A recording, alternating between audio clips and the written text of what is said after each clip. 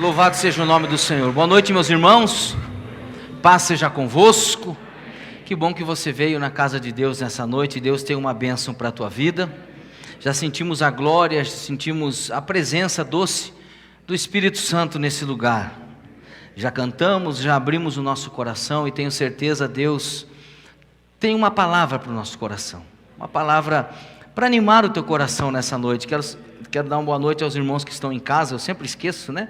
Que Deus abençoe você na sua casa também, no conforto da sua casa, lá no quentinho, né? Aí com aquele aquecedor, quem sabe uma lareira, né? Deitado, enfim. E nós estamos aqui, rente que nem pão quente, com a mão aqui colando uma na outra, né, irmão?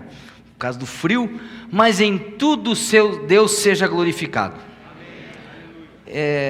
É bom estar na casa de Deus, feliz por poder estar nos átrios do Senhor e saber que quando nós entramos na casa de Deus, aliás, não é quando nós entramos na casa de Deus, desde o momento, no dia de hoje, em que você pensou, hoje eu vou à casa de Deus, Deus já começou a contemplar a tua adoração e a liberar a bênção e a vitória para a tua vida. Eu quero que você abra a sua Bíblia lá no livro. Quero trazer uma palavra que Deus colocou no meu coração ainda hoje. 1 Samuel, capítulo de número 1. É um texto conhecido de todos. Já pregamos inúmeras vezes acerca desse texto, mas Deus sempre tem algo novo para nos revelar, para nos trazer. Palavra de Deus no livro de 1 Samuel, capítulo 1. Eu quero falar um tema nessa noite. Continue esperando. Eu quero dizer que para que algumas coisas, olhe para mim e redobre sua atenção, algumas coisas, para que elas aconteçam, elas precisam primeiro ser acreditadas. Algumas coisas, para que elas venham à realidade, nós precisamos primeiro acreditar que essas coisas podem vir à realidade. Isso é fé. Hebreus capítulo 11, versículo 1 diz: ora, a fé é a certeza das coisas que se esperam, não se veem, mas se esperam. Então, eu quero dizer para você nessa noite, a palavra que Deus tem para a tua vida é essa: continue esperando. Capítulo 1, versículo 1 diz assim: houve um homem de Ramataim, Zofim, da região montanhosa de Efraim, cujo nome era Eucana, filho de Jeroão, filho de Eliú, filho de Tou, filho de Zuf, efraimita. Tinha ele 2 mulheres. Nessa época podia, viu gente? Hoje não pode mais. Uma se chamava Ana e a outra Penina. Penina tinha filhos, porém Ana não os tinha. Este homem subia da sua cidade de ano em ano a adorar e a sacrificar ao Senhor dos Exércitos em Siló. Estavam ali os 2 filhos de Eli, Ofni e Finéias, como sacerdotes do Senhor. No dia em que Eucana oferecia o seu sacrifício, dava ele porções deste a Penina, sua mulher, e a todos os seus filhos e filhas. A Ana, porém, dava porção dupla, porque ele a amava, ainda mesmo que o Senhor a houvesse deixado estéril. A sua rival a provocava excessivamente para irritar, porquanto o Senhor lhe havia cerrado a madre.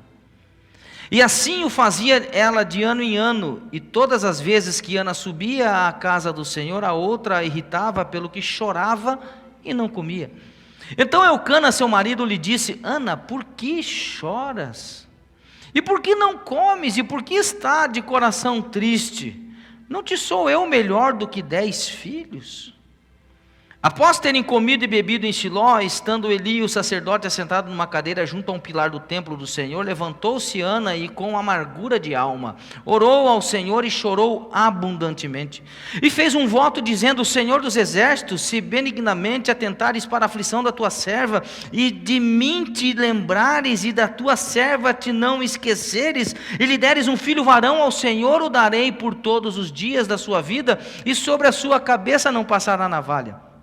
Demorando-se ela no orar perante o Senhor, passou Eli a observar-lhe o movimento dos lábios, porquanto Ana só no coração falava. Seus lábios se moviam, porém não se lhe ouvia voz nenhuma, por isso Eli a teve por embriagada.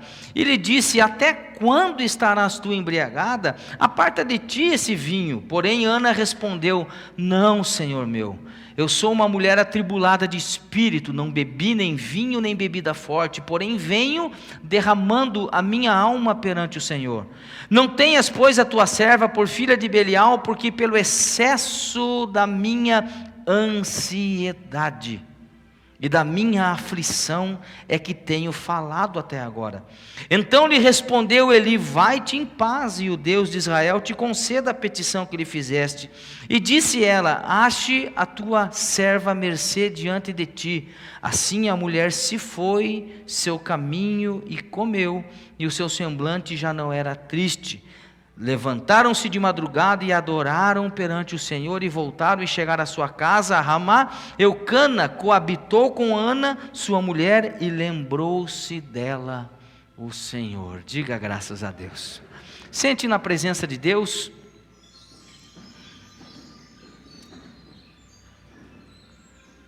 Queridos, há um ditado popular que todo mundo conhece: quem espera sempre alcança. Mas dada a correria do dia a dia, dada a nossa vida, a nossa correria, a nossa vida estressada, a nossa vida atabalhoada, vamos assim dizer, já trocaram por um outro: quem espera nunca chega, ou chega atrasado. Sabe, William Arthur Ward, que é um escritor americano, ele disse a seguinte frase: as oportunidades são como o nascer do sol. Se você esperar demais, você vai perdê-las.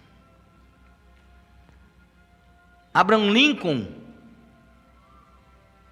um dos presidentes da nação americana, que hoje inclusive está de aniversário, 4 de julho, né, uma data festiva para a nação americana. Ele disse o seguinte, Abraham Lincoln: as coisas podem até chegar àqueles que somente esperam, mas são apenas as sobras deixadas por aqueles que lutam. Então nessa palavra de hoje, eu quero, através da palavra de Deus, através do Espírito Santo, motivar o teu coração, animar o teu espírito, animar a tua alma, para que você continue esperando.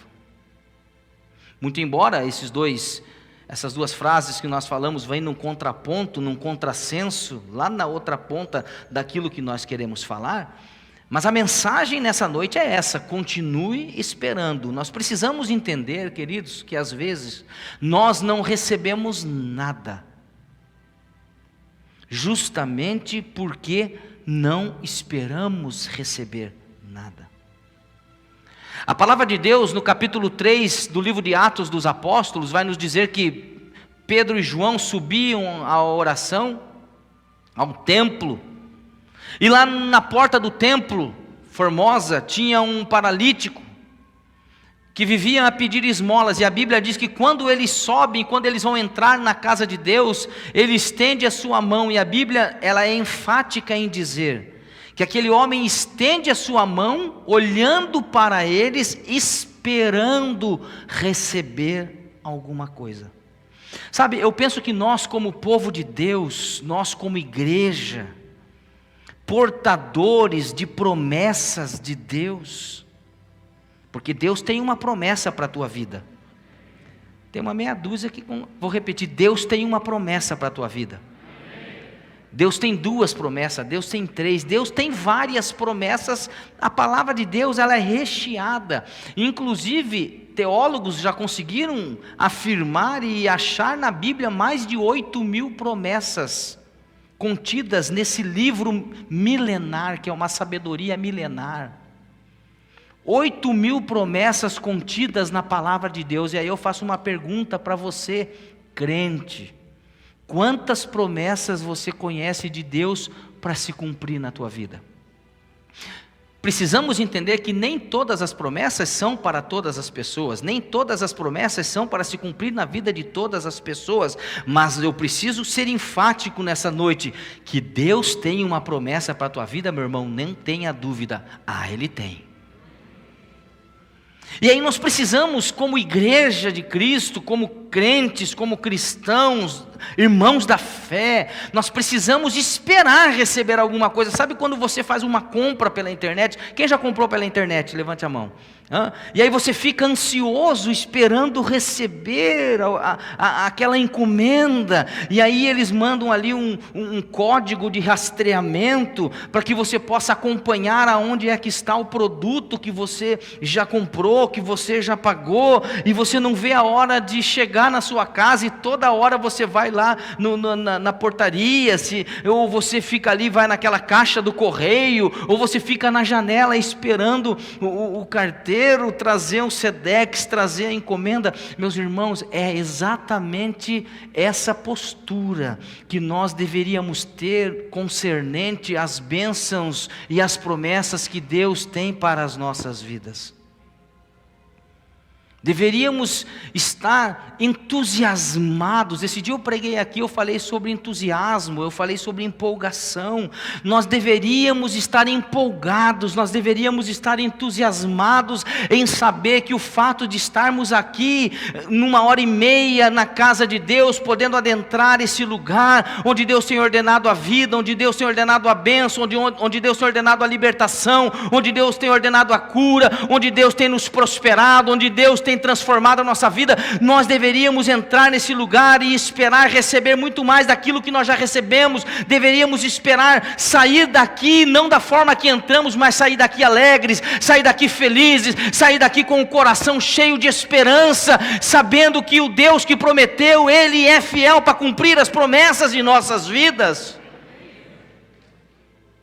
Então, se eu não estou esperando, como eu posso receber? A Bíblia fala de uma mulher, vamos falar do texto que nós lemos, uma mulher estéril. Mesmo assim ela tinha um sonho, qual? O sonho de ser mãe, o que era extremamente normal para qualquer mulher, principalmente da época, onde os filhos simbolizavam prosperidade, demonstravam o quanto uma mulher era abençoada, simbolizavam força nas famílias. Quanto mais filhos, principalmente filhos homens, naquela cultura, naquela época, quanto mais filhos eram mais força, a família era mais poderosa. Então o que Ana estava querendo, redobre sua atenção, o que essa mulher estava desejando, em outras palavras, o desejo dela era o desejo de Deus, o sonho dela era o sonho de Deus, porque Deus já havia projetado a mulher para isso.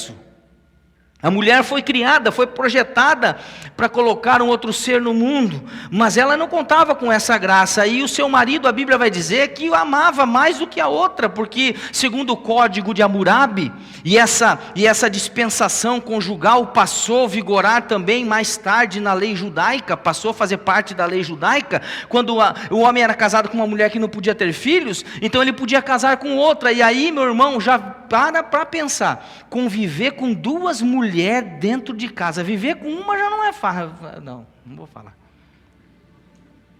As irmãs aqui agora vão ficar bravas comigo. Mas viver com duas mulheres se agredindo dentro de casa. Viver com duas mulheres, irmãos, se espetando dentro de casa. Viver com duas mulheres se provocando dentro de casa. Eu acredito que a vida desse homem não era muito fácil também. Ter que ficar apagando fogo, ficar apagando fogueira toda hora daquelas duas mulheres. Mas a Bíblia diz que a sua rival a provocava excessivamente. Então, o que eu quero falar com você nessa noite, na espera de Ana para a realização de um sonho, do seu sonho, ela enfrentou muitos obstáculos em sua vida. E obstáculos, irmãos, eles estão aí para serem superados. Em nossa vida, seja ela da ordem espiritual, seja ela da ordem emocional, ou seja ela até na ordem no plano físico, na nossa vida familiar, na nossa vida do cotidiano, na nossa vida do dia a dia, precisamos entender que nós vamos sempre ter que passar por obstáculos, nós vamos sempre ter que passar por situações que nos chateiam, que nos deixam tristes, que nos magoam, e nós vamos ter que simplesmente passar. E o primeiro obstáculo que eu quero destacar, que essa mulher enfrentou, está aqui no versículo de número 8 que nós lemos. Então Eucana, seu marido, lhe disse: Ana, por que você chora? Por que não come mais?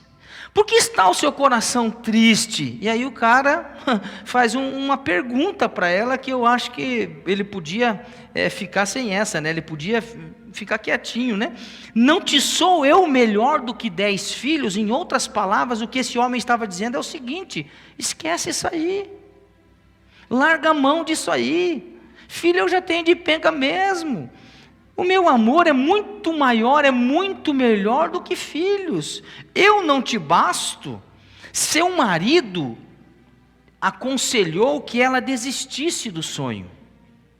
E aí eu preciso dizer aqui que é triste quando nós passamos por uma situação parecida com a de Ana.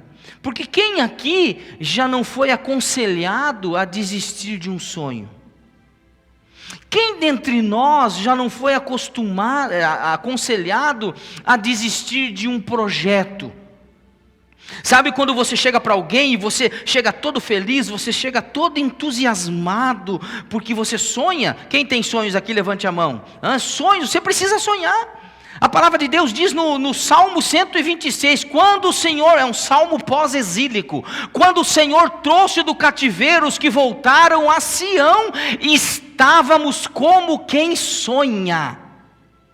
Então a nossa boca se encheu de riso, e se dizia entre as nações: grandes coisas fez o Senhor por estes. Ou seja, as pessoas falavam: olha, grandes coisas Deus fez por essa turma aí. E aí eles dizem: grandes coisas fez o Senhor por nós, e por isso nós estamos alegres. Então uma das coisas, guarda isso no seu espírito, uma das coisas que Satanás mais faz na vida de um homem e de uma mulher é roubar o sonho das pessoas, é fazer com que você deixe de sonhar, é fazer com que você engavete os seus sonhos, é fazer com que você engavete os seus projetos, porque um sonho não realizado, um projeto não concretizado, ele vai gerar frustração, e toda frustração é terrível na vida de uma pessoa. Sabe, meus irmãos, o plano do diabo é fazer com que você deixe de sonhar. E aí o que nós contamos dos nossos sonhos? É como que você chega e fala para alguém, você conta para alguém o seu sonho, você conta para alguém o seu projeto, você mostra no papel o seu projeto para alguém, você até desenha o projeto para alguém, e aí a pessoa chega com um balde de água fria e acaba com todo o teu sonho, com todo o teu projeto. Sabe, essa mulher, ela sofreu isso na sua vida, os primeiros, e eu preciso dizer que os primeiros obstáculos que nós enfrentamos na vida, e os primeiros obstáculos que nós precisamos superar, na maioria das vezes, são os obstáculos familiares.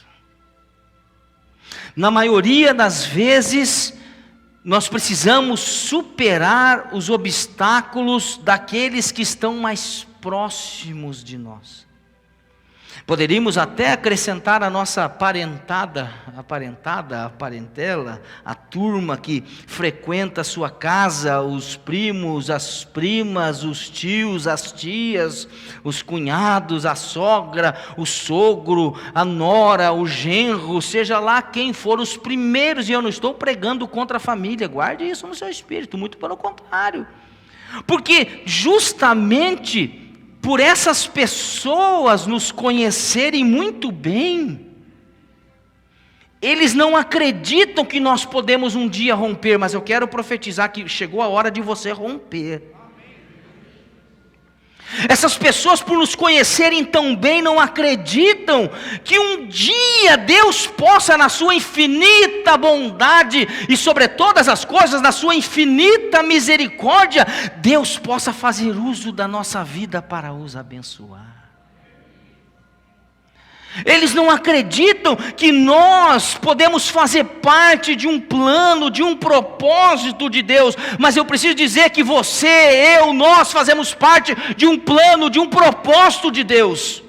Deus pensa, sabe, eu estava pregando ontem à noite aqui, eu falei do livro de Efésios. Irmãos, é maravilhoso o destino profético que Deus tem para a nossa vida, porque Deus, eu sei que é difícil de guardar isso aí na tua cabeça, finita, porque a nossa mente finita não consegue entender a infinitude de Deus. Mas a verdade, queridos, é que Deus é tão poderoso que Deus nos projetou antes da fundação do mundo. Ou seja, é maravilhoso pensar que Deus pensou em mim, Deus pensou em você antes mesmo que o mundo fosse firmado. Uau! Isso é poderoso, irmãos. Isso é maravilhoso. E aí, Dr. Myles Munroe, que infelizmente está na glória, precocemente nos deixou, um dos homens mais inteligentes que o Evangelho já conheceu. Esse homem, ele dizia o seguinte numa das suas mensagens, que Deus primeiro termina para depois começar. Então, meus irmãos, Deus já te viu no futuro, Deus já te enxergou no futuro, e o futuro que Deus tem para a tua vida é um futuro de bênção. O futuro que Deus tem para a tua casa, para a tua família, para os teus filhos, é um futuro de bênção. Eu quero profetizar nessa noite sobre as famílias. A tua família será poderosa na terra, os seus filhos serão poderosos na terra.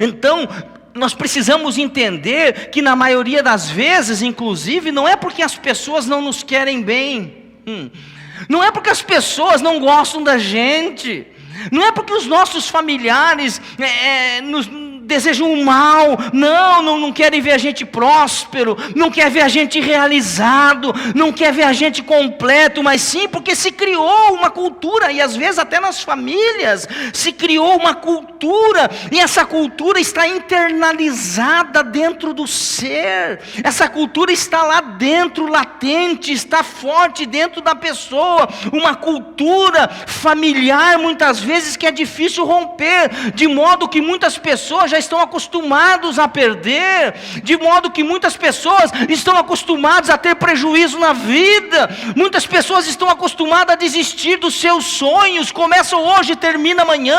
Nós somos bons para começar um negócio, mas somos difíceis para terminar. A pessoa, ela desiste dos seus objetivos, ela está lá dentro dela, ela desiste de buscar uma vida melhor, porque a vida sempre foi assim, porque a família sempre foi assim, porque a família sempre andou por esse caminho. Então você chega e diz: olha, eu vou romper, eu vou chegar lá, eu vou fazer uma faculdade, eu vou estudar, eu vou ser um advogado, eu vou ser um médico, eu vou ser um doutor, eu vou ser um engenheiro, eu vou ser uma psicóloga, eu vou ser, seja lá o que for, eu vou estudar, eu vou me formar. E alguém logo diz: para com isso, faculdade no Brasil é coisa para filho de magnata. Quem é você? Você não é nada, você é casado, você é filho do João Ninguém, casado com a dona coisa nenhuma. Para com isso. Põe-se no seu lugar, olha a sua posição. Quem é você? Meus irmãos, jogando balde de água fria muitas vezes, não é porque não nos querem bem, mas muitas vezes até um senso de proteção que os pais têm com os filhos, ou que nós temos com os nossos queridos, em não querer ver a frustração, porque a coisa mais difícil que tem é você ver um filho frustrado. A coisa mais difícil que tem na vida é você ver alguém do seu relacionamento frustrado, decepcionado. Mas eu quero dizer nessa noite, meu irmão, a palavra: continue esperando em Deus, não só esperando, mas continue esperando e acreditando e fazendo aquilo que você precisa fazer para que o milagre chegue na tua vida. Então nós precisamos entender que é um erro ficar aborrecido, é um erro ficar chateado com as pessoas, sabe, só porque elas não têm compreensão acerca daquilo que Deus colocou dentro do nosso coração. Por que, meus irmãos? Eu não posso ficar chateado com uma pessoa que não viu aquilo que Deus mostrou só para mim. Sabe, queridos, eu fico chateado com as pessoas que não conseguem enxergar aquilo que Deus mostrou para mim, então eu fico chateado com ela, então eu rompo amizade com ela. Sabe, irmãos, muitas vezes as pessoas que estão ao nosso redor não têm o mesmo nível de fé que nós temos, não têm a mesma bagagem espiritual que nós temos, não têm a mesma vivência cristã que nós temos, e aí é um erro eu querer cobrar de uma pessoa aquilo que Deus mostrou para mim, porque se Deus mostrou para mim, eu sou o maior interessado, mas a boa notícia é que eu não dependo da aprovação das pessoas. Se eu tenho o aval de Deus, se foi Deus que prometeu, Ele vai cumprir na minha vida. Aleluia, Ele vai cumprir na sua vida, basta você permanecer firme. Veja o caso de José. Deus planta sonhos no coração de um jovem, porque ele era o interessado, mas o que ele quis fazer? Repartir com os irmãos. Sabe, eu não posso entrar no mérito da questão, em dizer e afirmar, e ser leviano em afirmar, porque a Bíblia não me dá margem para errar, nesse particular, em dizer que José estava querendo afrontar os seus irmãos. Sabe, que José estava querendo dizer assim: não, eu sou melhor, olha, Deus me escolheu entre vocês, eu vou governar, vocês vão se dobrar a mim. Não, eu não posso pensar desta forma. Eu prefiro imaginar que José era sonhador. Diga comigo, sonhador. Você já andou com um sonhador ou não?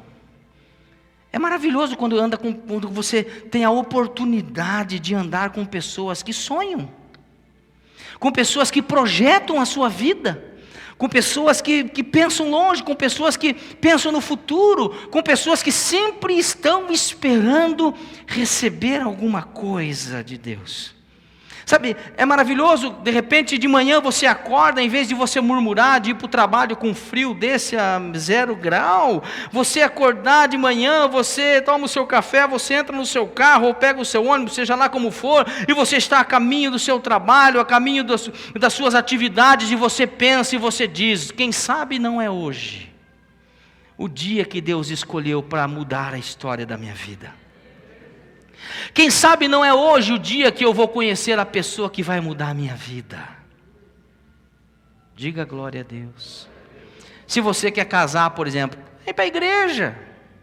Quem sabe não é hoje que eu vou encontrar a minha Rebeca na igreja. Olha aí, diga glória a Deus. Quem sabe não é hoje que eu vou encontrar o meu Isaac na igreja. Sabe, é esse sentimento que nós temos que ter, porque todo sonhador é assim. Todo sonhador, ele fala bastante, ele fala demais. Esse é um defeito nosso. Na verdade, esse é um item que vem de série do ser humano, na maioria dos seres humanos, falar demais. E sabe, irmãos, a gente fica criticando quem fala demais, mas vai fazer o quê? Tem que falar mesmo aquilo que está dentro do coração. Pior é guardar, pior é esconder o que está aqui dentro, pior é ser ruim, é ser maligno. Sabe, o negócio às vezes é abrir o coração, porque é abrindo o coração muitas vezes que Deus vai fazer misericórdia na tua vida, que Deus vai entrar com misericórdia na tua vida. Só precisamos ter cuidado para quem nós abrimos o nosso coração. A questão aqui o problema aqui não é abrir o coração, o problema é para quem você está abrindo o seu coração. Olhe para a Bíblia e você vai ver um cara que nasceu para ser um campeão de Deus, um juiz de Deus na terra de Israel, chamado Sansão. Esse cara foi, e tudo que ele não podia fazer, ele fez.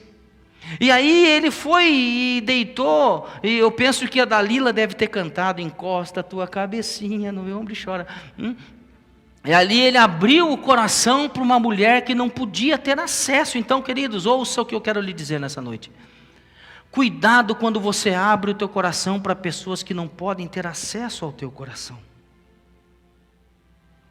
Cuidado para quem você entrega a chave do teu coração, porque muitas vezes isso pode se voltar contra você, porque as pessoas não têm o entendimento, as pessoas sabem julgar.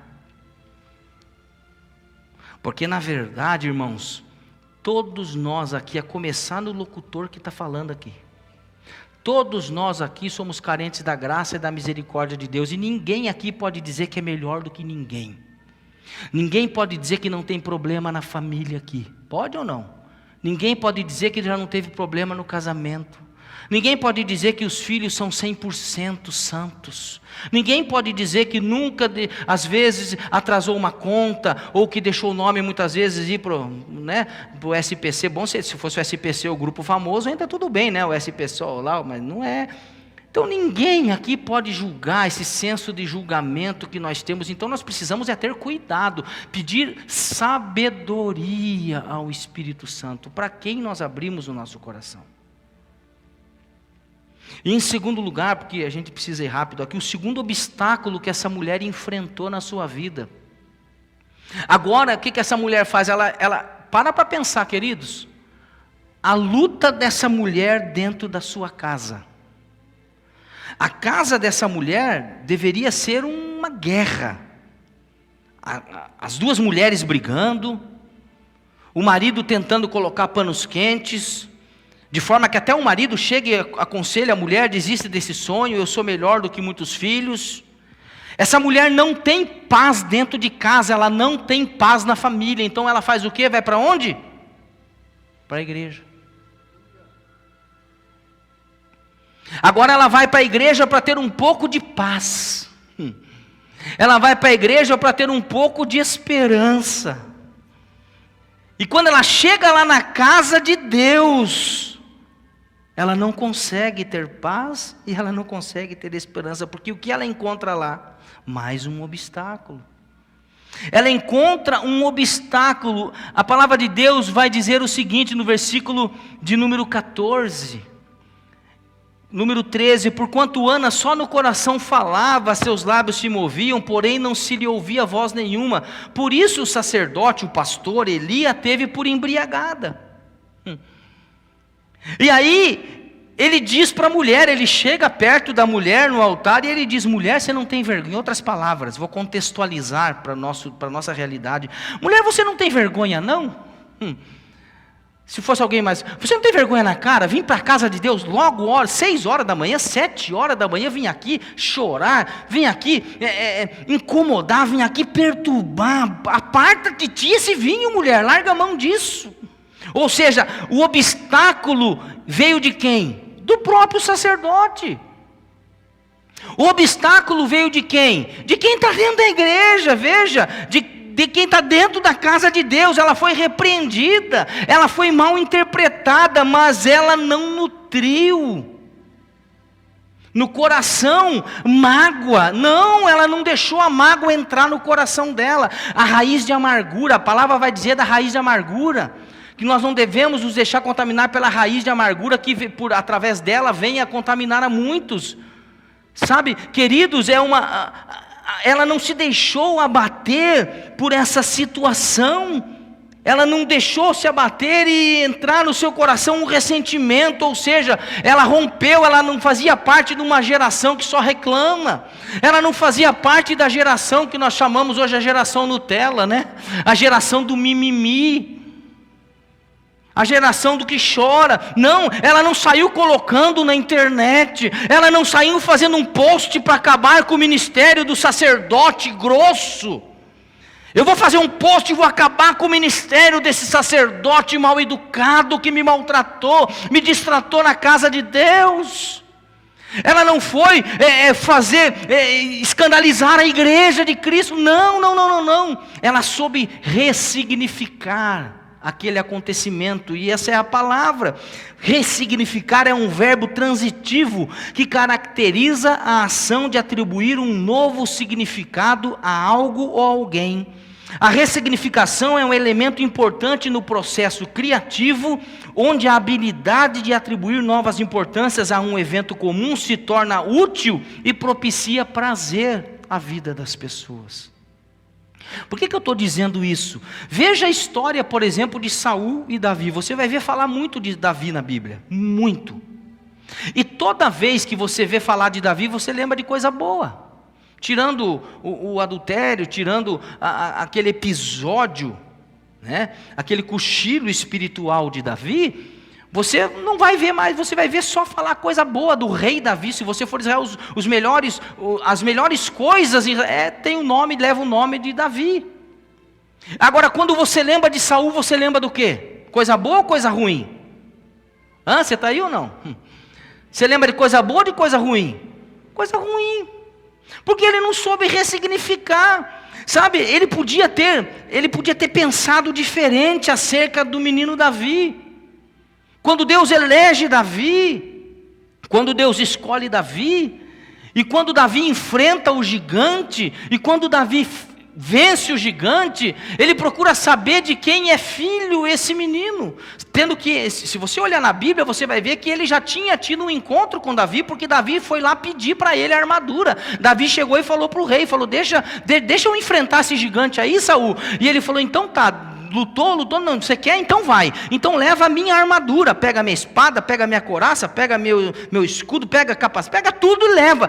E Davi não quis levar, ou seja, ele já tinha tido um encontro, ou seja, Saul já conhecia Davi já conhecia Saul, mas depois que ele venceu o gigante, foi que Saul chamou Abner e perguntou, escuta, de quem que esse menino é filho mesmo, hein? Eu gostei desse menino. Ele venceu o gigante. Então, meus irmãos, aquilo começou a trabalhar no coração de Saul de uma forma negativa, porque daí um dia, quando Davi saiu de trás das malhadas e agora era comandante do exército do rei Saul, de Israel, ele está fazendo as entradas e as saídas militares, e numa dessas voltas militares com o povo, com os soldados vencedores, quando eles tinham vencido uma batalha, eles estão entrando pelas portas da cidade, pelos portões da cidade, e as mulheres saem cantando atrás com seus pandeiros. Saul matou seus milhares, porém Davi matou seus 10 milhares, ou seja, daquele momento ele passou a ser um inimigo de Saul. Davi, sem querer, passou a ser um inimigo. Agora veja, esse cara é bobão, porque ele podia ter ressignificado, ele podia ter entendido de outra forma. Ele podia ter pensado o seguinte, agora eu vou ter mais tempo para governar. Se esse menino é bom, ele está no combate, ele está na linha de frente, eu não preciso sair para ir guerrear. Eu tenho um homem valente, eu tenho um homem que a mão de Deus é sobre ele. Então agora eu tenho tempo para julgar a causa do povo, eu tenho tempo para ficar com o povo. Mas não, ele deixou o seu coração ser tomado pela inveja, pelo ciúme, preferiu o seu coração, deixar o seu coração se encher de coisas ruins, de coisas negativas, contra alguém que Deus já havia estabelecido. E é um grande erro, não sei se você pode guardar isso no seu espírito, mas é um grande erro querer derrubar aquilo que Deus levantou. A pior coisa é querer derrubar aquilo que Deus já estabeleceu, aquilo que Deus já levantou. É como nadar contra a correnteza, é como malhar em ferro frio, dar murro em ponta de faca, Sabe, meus irmãos, quando você tem certeza do que você quer na sua vida, tudo fica mais fácil, as decisões ficam mais fáceis, permanecer focado é mais fácil. E aí, voltando para o texto, porque eu não quero me agarrar muito aqui no texto de Davi e de Saul, mas eu quero apenas falar da ressignificação. Então, com Ana era dessa forma, o desejo dessa mulher em ter o menino no braço, o desejo dessa mulher em ver realizado um sonho, era maior do que qualquer obstáculo. Irmãos, o teu desejo de vencer tem que ser maior do que a chateação das pessoas. O seu desejo de vencer e de ver a promessa de Deus se cumprir na sua vida tem que estar muito acima dos seus sentimentos. Eu sei que é difícil. Ela sabia muito bem o que queria. Deixa eu fazer uma pergunta para você que está aqui. Você tem certeza daquilo que você quer da parte de Deus?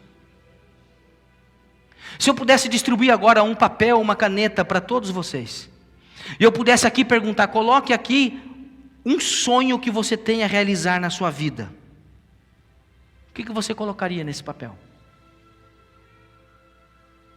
Talvez muitos agora perceberam que não recebem nada de Deus, porque não sonham nada.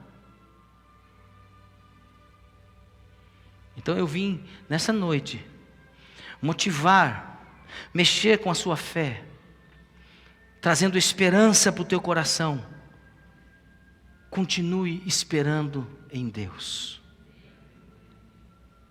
Continua esperando na palavra de Deus. O desejo dessa mulher em ver realizado um sonho era maior do que qualquer obstáculo ou chateação que ela pudesse ter.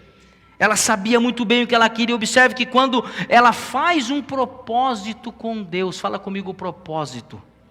Quando ela resolve fazer um propósito com Deus, foi a chave da mudança na vida dessa mulher. E aqui é que eu quero me agarrar e me escorar um pouquinho nessa noite. Quem sabe a bênção que você está pedindo, ela só depende de um propósito que você precisa fazer com Deus. Para que você quer ser abençoado? Para que você quer prosperar? Tem muita gente que quer prosperar. Se eu fosse perguntar aqui, quem quer dinheiro? Eu não sou Silvio Santos, viu? Quem quer dinheiro? Mas se eu fosse perguntar, quem quer ficar rico aqui? A maioria dos irmãos iam levantar a mão. Isso não é, e parece que isso é pecado? Não é. Quem quer ter muito? Todo mundo ia levantar a mão. Mas para quê? Para que nós queremos mais? Para que eu quero ser abençoado? Deus vai ser glorificado. Irmãos, quando você deseja algo, você precisa fazer a seguinte pergunta: Deus vai ser glorificado nisso? Vai ter bênção nisso? Sabe, eu preciso dizer que até na demora Deus trabalha. Sim, eu sei que isso não é gostoso de engolir. Eu sei que isso não é gostoso, porque nós queremos, num mundo imediatista como esse que nós vivemos, se o camarada da pizzaria demorar um pouco mais para entregar a nossa pizza, nós vamos ficar revoltados. Diga que eu estou errado. Você está lá na sua casa, esperando chegar a pizza, morrendo de fome, um frio lascado. Você fala, oh meu Deus, essa pizza pentecostal vai chegar. E o cara fala para você, em meia hora a pizza está aí. De repente tem 1 hora e a pizza não chega. Nós ficamos revoltados, porque nós estamos no mundo imediato. Até o bendito miojo, se ele não amolecer rápido, nós ficamos com raiva, grudamos ele na parede. Porque nós fazemos parte de um mundo imediatista. Mas guarde no seu espírito o que o pastor vai dizer nessa noite. Na Bíblia, imediatismo nunca foi regra. Vou repetir para ver se você coloca isso nessa cabeça aí. Cabeça dura. Na Bíblia, imediatismo nunca foi regra. A aparente demora de Deus em responder à sua filha era pedagógica. Deus nunca foi um Deus imediatista no que diz respeito às grandes realizações. Sempre que Deus quer fazer algo grande, vai demorar um pouquinho. Sempre que Deus quiser fazer alguma coisa grande na sua vida, pode ter certeza, vai demorar um pouco. Mas a boa notícia é que se está demorando, pode ter certeza que vai ser grande. Olhe para a Bíblia. Pegue de Gênesis a Apocalipse, você vai ver que os grandes acontecimentos bíblicos, eles demandaram tempo. Davi mesmo, a saber, foi ungido no segredo da casa do seu pai, Jessé o belemita, na frente dos seus irmãos, na frente da parentada, para ficar comprovado, autenticado o seu chamado, o seu chamamento, o seu reinado, o seu ministério, porque a bênção ela começa em casa, diga glória a Deus. A bênção ela tem que vir de casa, ela começa em casa. E aí Davi é eleito por Deus. Davi agora é escolhido por Deus, é ungido pelo profeta, e veja que coisa interessante, irmão, não sei se você já parou para pensar, quem foi o homem que ungiu Davi? Samuel. Sabe quem foi Samuel? Filho da Ana. Sabe, essa mulher, por conta do voto que ela fez ao Senhor, Deus não só abençoou ela e deu Samuel, que ele foi um homem poderoso, foi um profeta poderoso e foi um juiz na terra de Israel. Esse homem foi tão poderoso que Deus escolheu esse homem, fruto de um propósito de uma mulher atribulada. Deus escolheu esse homem para ungir aquele que seria o único homem a saber segundo o coração de Deus. Porque quando eu coloco a minha vontade, quando eu coloco o meu desejo, quando eu coloco o meu sonho debaixo da vontade de Deus, meu irmão, não tem como dar errado. Esse cara, Davi, ele espera 40 anos para reinar. Quantos anos? Quantos anos? Quantos anos Davi reinou? 40. 7 anos na cidade de Hebrom, e 33 anos onde ele estabeleceu o seu reinado em Jerusalém. José foi vendido quando tinha 17 anos, sofreu 13 anos como escravo, longe da família, longe do amor do pai, dos irmãos nem tanto, foi injustamente colocado em uma prisão, foi esquecido por aqueles a quem ele mesmo ajudou. Ele ficou 4.745 dias sofrendo, no esquecimento, no banho-maria. Alguns conhecem o termo, vou ser mais simples, cozinhando galo, como diz o outro.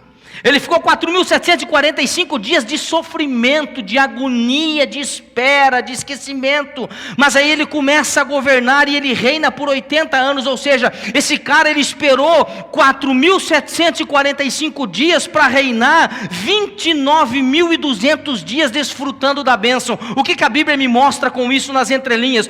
Que o tempo de eu desfrutar do meu milagre, guarda isso, quem recebe, recebe. Que o tempo de você desfrutar a bênção que Deus vai te dar vai ser muito maior do que o tempo de espera. O teu tempo de milagre vai ser muito maior do que o tempo de sofrimento.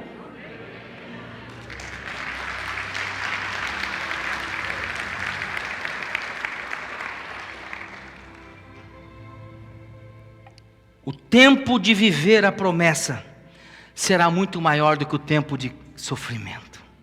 Diga para a pessoa que está ao seu lado: é para você essa palavra. Diga: Deus te trouxe hoje aqui, porque é para você essa palavra. Aleluia. Diga glória a Deus. Deus está nesse lugar. Quanto sente a presença de Deus? As vitórias do teu futuro, é uma frase que eu coloquei no meu Instagram. As vitórias do teu futuro vão engolir as derrotas e as tristezas do teu passado. Ou seja, o que Deus tem projetado para você vai ser muito mais forte e poderoso do que você já sofreu. Efraim e Manassés vai se manifestar na tua vida. Meu Deus já apagou da minha memória todo o sofrimento. Deus vai apagar, entenda quando eu quero dizer isso, Deus vai apagar da tua memória o sofrimento. Por quê? Eu não sei se você pode entender e vir junto comigo. Porque a alegria de você desfrutar do milagre vai ser tão grande, que você não vai ter tempo para lembrar da chateação do passado. Uau! Eu creio nesse Deus. Eu creio no Deus que faz exatamente assim. E nossa vida não é diferente. Precisamos entender que os sonhos de Deus são maiores do que os nossos. E é bonito cantar: os sonhos de Deus são maiores. Irmãos, os sonhos de Deus são maiores. Acho que foi cantado aqui, né, José, hoje? Os teus sonhos são maiores do que os meus. Ou seja, Ana queria um filho. Deus precisava de um profeta. Ana queria um filho. Deus precisava de um sacerdote. Ana queria um filho. E Deus olhou e viu uma mulher injustiçada. Você quer ver alguém que vai vencer na vida? Injustiçado. Olha na Bíblia e você vai ver que todas aquelas pessoas que foram injustiçadas Deus virou a sorte dessas pessoas. Eu sei que tem muitas pessoas aqui nesse lugar que estão passando pela injustiça. Mas eu não tenho um recado de Deus, porque Deus não é Deus de recado e eu não sou garoto de recado. Eu tenho uma palavra rema para a tua vida nessa noite. Deus quer mudar a história da sua vida. Ana queria um filho. Deus olhou e viu uma mulher injustiçada e não só fez justiça a ela, como deu um filho juiz. Olha o que Deus faz. Esse é o meu... Ei, deixa eu falar para você, esse é o meu Deus. Sabe quando a gente fala assim, esse é meu pai? Esse é meu... Eu tenho orgulho, santo, porque eu disse que orgulho não é bom, mas nesse caso eu tenho orgulho de dizer que eu sou filho do Rogério Amorim. Homem honrado, abençoado. Me orgulha quando as pessoas, até quando dizem, você é parecido com seu pai. Quando dizem, eu pensei que era seu pai, você está igualzinho a ele. Só não gosto quando dizem, esse dia nós chegamos no aeroporto, uns 2 anos atrás, o rapaz estava vendo os passaportes e falou assim, vocês são irmãos, que legal.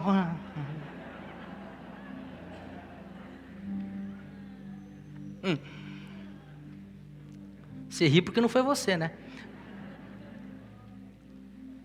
Então eu posso dizer nessa noite, querido, tudo isso que eu estou falando para você, esse é o meu Deus, esse é o meu Pai, e esse é o teu Pai. Veja o que Deus faz na vida de uma pessoa. Às vezes, queridos, nós não compreendemos o que Deus está fazendo. Aliás, vamos ser bem práticos e vamos ser honestos. Na grande maioria, nós não entendemos o caminho de Deus. É verdade? Você acha, olha para mim, olha para o pastor. Você acha que quando Israel sai do Egito, senhores pastores, livres da opressão do faraó, a Bíblia vai dizer que Deus não os levou pelo caminho mais fácil. Deus não os levou pelo caminho mais perto. Sabe por quê, irmão? Deus, eu não sei se você tem entendimento para colocar no teu espírito o que eu vou falar aqui. Deus não trabalha no caminho fácil. Deus não trabalha no caminho mais perto. Deus, Ele trabalha naquilo que nós não entendemos. Porque é Ele que faz. Para nós entendermos justamente que é Ele que está fazendo. Que não é a força do nosso braço, não é a nossa ajudinha. Muito embora, volto a dizer, precisamos fazer a nossa parte. Mas não é o poder da caneta, não é o poder do dinheiro, não é o QI quem indica, não é porque eu conheço esse ou aquele. Isso é muito importante no campo físico, no nosso mundo natural. Mas deixa eu te dizer uma coisa, no sobrenatural, meu irmão, aquilo, entenda o que eu vou dizer, aquilo que você é naturalmente, às vezes não interessa tanto para Deus. O que interessa é quem você é espiritualmente. Creia que, mesmo em meio às suas lutas, que eu sei que não são fáceis, as suas decepções, que são muitas, ontem eu falei sobre decepção aqui, Deus está trabalhando. Por quê? Para justamente dentro desta situação, Deus vai revelar o seu propósito.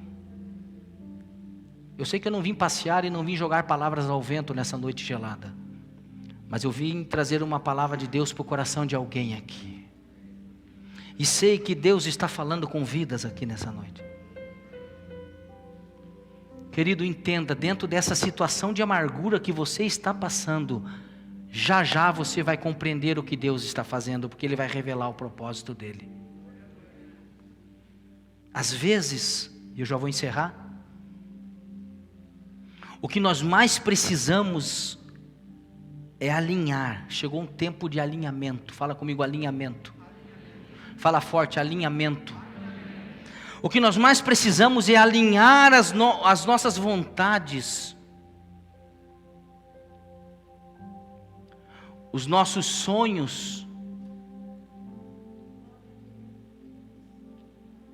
e nossos propósitos com os sonhos e com os propósitos de Deus. Se você quer ter vitória na sua vida, submeta todas as coisas ao senhorio de Cristo. Submeta todas as coisas ao senhorio de Jesus. Mesmo que isso vá te custar caro. Mesmo que isso tenha que fazer você romper relacionamentos que te afastam da presença.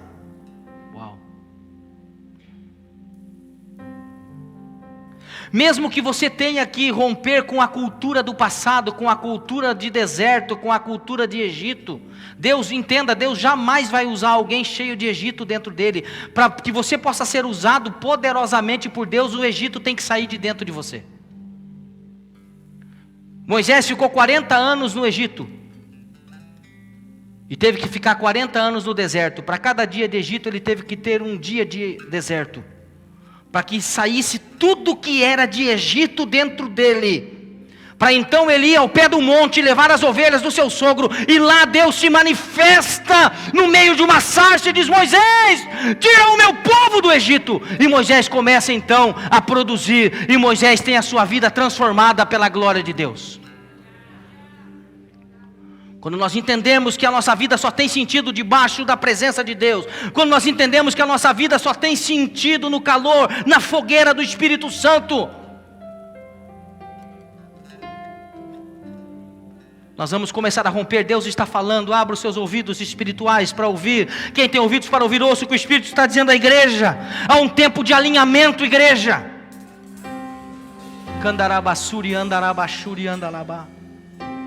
Observa que só depois de um propósito, só depois de um voto, é que Deus abençoou essa mulher. E Deus foi tão poderoso, queridos, Deus foi tão dadivoso com essa mulher. Entenda, põe uma coisa dentro da tua cabeça: você nunca vai perder em dar a Deus, você nunca vai perder em se doar para Deus. Essa mulher entregou um menino, e ela não perdeu um filho, porque filho nunca se perde, sempre vai ter filho. Mas Deus, que é poderoso, deu mais 5 filhos para esta mulher. Então, se Deus te pedir algo, meu irmão, não importa. Você vai ter que entender isso. Se Deus te pedir algo, não importa, você já perdeu. Uau. Vou repetir. Se Deus te pedir algo, você já perdeu. Mas nunca deixe de dar para Deus aquilo que Ele pede, porque a mão de Deus é mais dadivosa que a tua. A mão de Deus é mais poderosa do que a tua. Quem sabe Deus não está esperando essa atitude tua. Quem sabe Deus não está esperando essa atitude de você nesse dia. Um propósito, diga comigo, um propósito. Vamos lá, fique em pé. Vamos lá, diga um propósito. Diga uma aliança. Diga um voto. Feche os seus olhos. Eu quero nessa noite fazer um apelo e chamar à frente do altar, e aqui nos corredores nós não vamos aglomerar muito, mas vamos, como nós fizemos domingo passado, chamar à frente do altar, porque eu sei que o clima é propício, o Espírito Santo está trabalhando para isso. Pessoas que estão passando pelo vale da frustração nessa noite.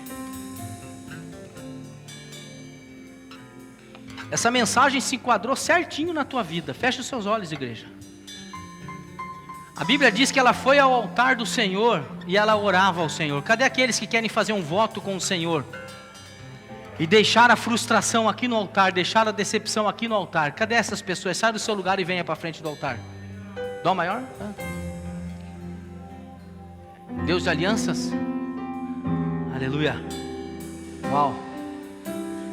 Isso, pode vir, enquanto nós cantamos, há espaço para você aqui. Aleluia. É aqui no altar do Senhor que você tem que deixar suas frustrações. Você ouviu a palavra hoje? Sei que os teus olhos, sempre atentos, permanecem em mim.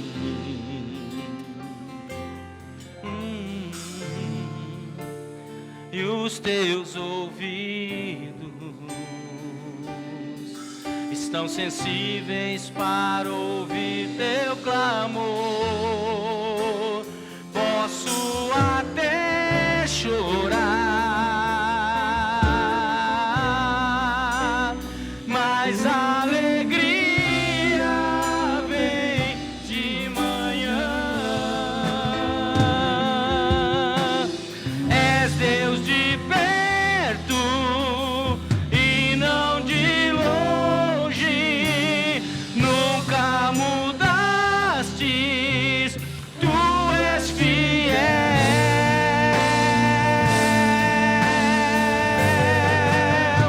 Deus de aliança, Deus de promessas, Deus que não é. Venha mais pra frente um pouquinho aqui, ó. Venha só mais pra frente um pouquinho para dar espaço. Ali. Tudo pode, aleluia. Tudo pode mudar, mas tua palavra vai se cumprir. Deus de aliança, Deus de promessas, Deus que não é homem pra mentir. Tudo pode passar, tudo pode mudar, não vai mudar, a palavra não muda. Aleluia. Cante, cante crendo isso. Posso enfrentar o que for, eu sei quem luta por mim. Seus planos não podem ser frustrados. Minha esperança está nas mãos do grande eu sou. Meus olhos vão ver o impossível acontecer.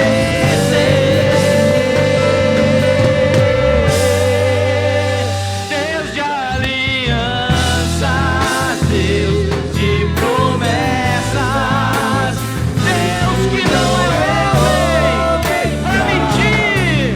Aleluia.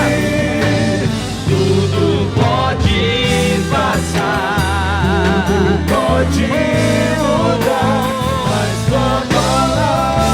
Aleluia, aleluia. Coloque a mão no seu coração, meu irmão. Aleluia. Faça o seu voto com Deus agora. É você e Deus à frente do altar.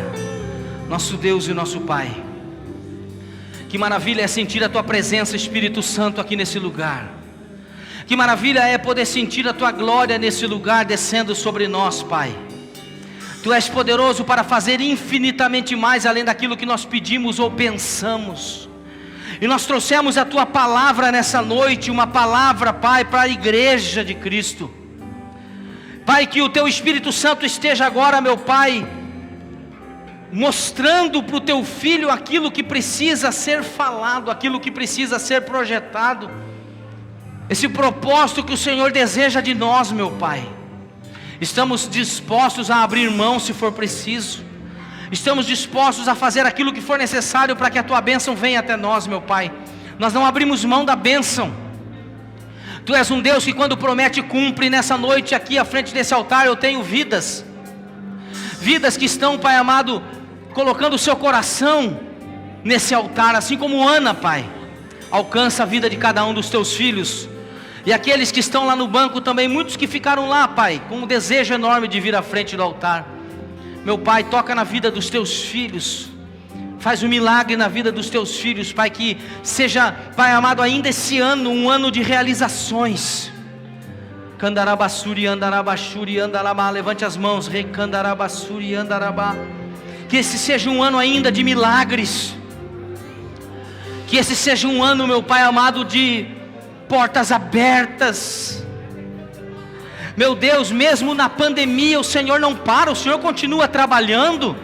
Meu Pai, continua trabalhando para aqueles que nele esperam, para aqueles que esperam no Senhor. Trabalha, Pai, para o teu povo, trabalha para o teu filho, meu Pai, faz um milagre na vida da tua igreja, para que o teu nome seja exaltado, para que o teu nome seja glorificado. Aleluia. Bata palmas para Jesus. Volte para o seu lugar abençoado, meu irmão. Deus abençoe a todos. Abençoe. Louvado seja o nome do Senhor. Por isso é que vou profetizar. Sei que a minha bênção vai chegar. Hoje a minha vida vai mudar. Se coloque em pé na presença de Deus e vamos adorar ao Senhor com palmas.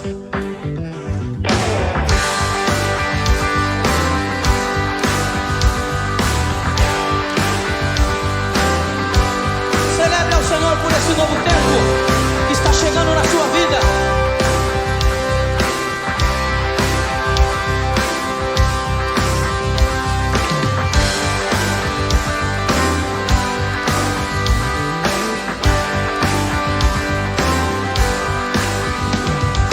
Hoje é o dia do milagre, por isso é que vou profetizar. Sei que a minha bênção vai chegar. Hoje a minha vida vai mudar.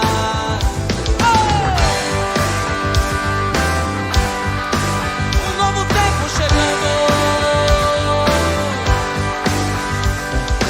Hoje é o dia do milagre, por isso é que vou profetizar. Sei que a minha bênção vai chegar. Hoje a minha vida vai mudar. Pois as promessas de Deus já estão sobre mim. Isso, mãozinha na cabeça pra cantar. Sei que eu vou prosperar, ninguém vai me impedir. Pois um novo tempo, novo mover Deus tem pra mim. Pois um novo tempo, novo mover Deus tem pra mim. Vamos juntos cantando? Hoje é o dia do milagre, celebre ao Senhor. Hoje é o dia do milagre, por isso é que vou profetizar. Sei que a minha bênção vai chegar. Hoje a minha vida vai mudar. Mãozinha na cabeça assim. Pois as promessas de Deus já estão sobre mim. Você tem a marca da promessa, irmão. Sei que eu vou prosperar, ninguém vai me impedir. Um novo tempo chegando. Pois um novo tempo, um novo mover Deus tem pra mim. Pois um novo tempo, um novo mover Deus tem pra mim. Agora as vozes cantando. Sei que as promessas de Deus, sei que as promessas de Deus já estão sobre mim. Você foi marcado por Deus para prosperar.